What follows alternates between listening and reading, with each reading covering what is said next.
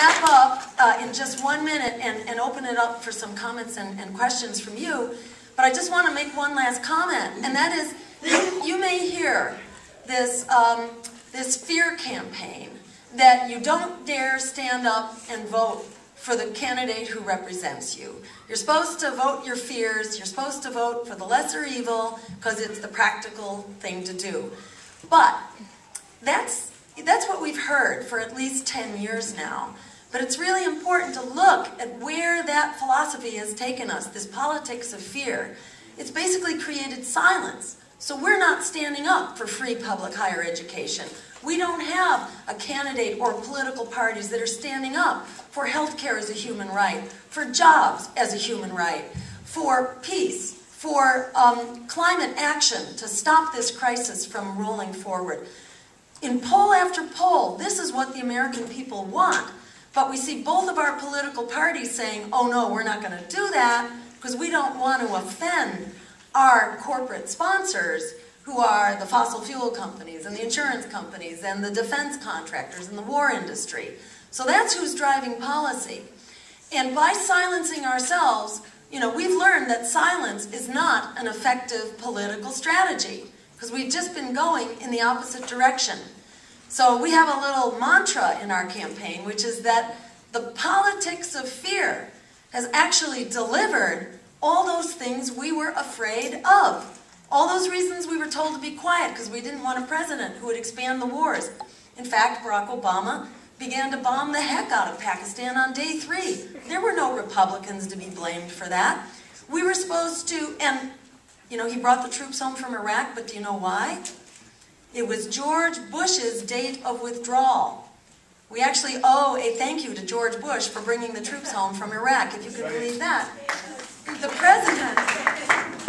President Obama had tried to extend the date for the U.S. troops to be able to stay there. It was called the Status of Forces Agreement. It just meant that they had immunity to being prosecuted for what happened, for war crimes and so forth.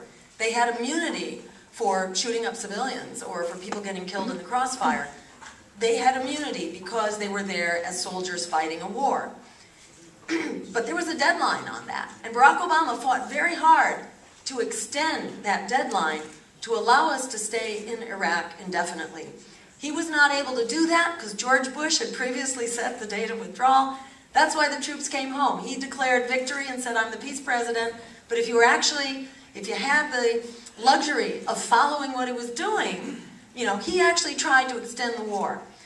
He was forced to bring the troops home. But meanwhile, he surged the troops into Afghanistan, extended the drone wars into Yemen and Somalia, and he's building bases like mad around China now, especially, creating a whole new generation of nuclear weapons, spending $600 billion in the next decade, renovating nuclear weapons production and nuclear weapons delivery with new strategic bombers, ballistic missiles, and nuclear-armed submarines. This is the stuff you have to be a real watchdog for to find out about because the press doesn't want to tell you.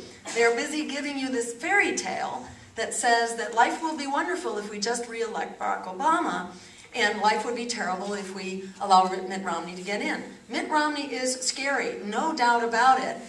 He's just greed, unapologetic greed on steroids. But on the other hand, it's really important to look at where we got with Barack Obama. The fact that the talk was one thing, but the walk was very different. The walk, in fact, was worse than what it had been under George Bush.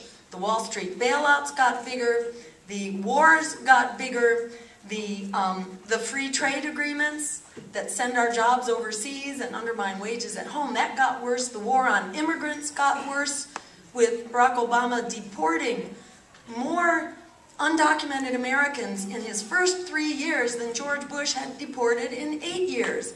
And although he's given this concession to the Dreamers, to say that he would allow a 2-year worker permit program, basically, with permits renewed every 2 years for those who could afford to go to college and those who dared to go into the military, that's not everybody, for one thing. There are a lot more undocumented immigrants who also need a break. But furthermore, even when that group hits age 30, what happens? It's over. Nada. They're back in this exact same boat they were in to start with. So we're calling for a full, legal, and welcoming path to citizenship for our immigrants. That's what they deserve.